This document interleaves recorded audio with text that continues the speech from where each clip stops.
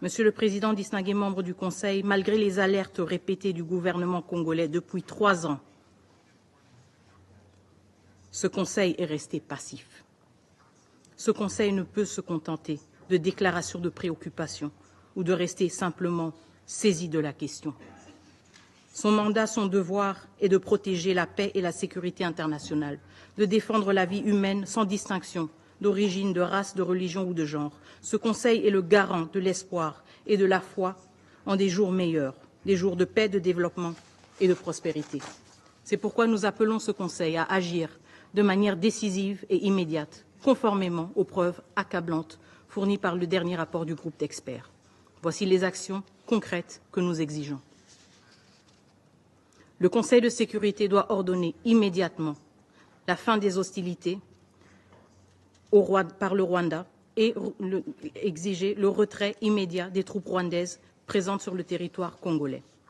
Le Conseil de sécurité doit imposer des sanctions ciblées, incluant le gel des avoirs et l'interdiction de voyager, non seulement contre les membres identifiés de la chaîne de commandement des forces armées rwandaises, mais aussi contre les décideurs politiques responsables de cette agression.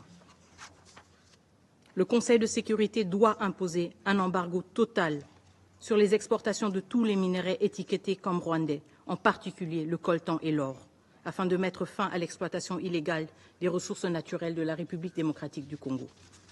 Le Conseil de sécurité doit révoquer immédiatement le statut du Rwanda en tant que contributeur de troupes aux missions de paix des Nations unies. Il est inconcevable que ce même pays qui contribue aux missions de la paix des Nations unies est celui qui participe maintenant, activement, directement, aux attaques contre les soldats de la paix.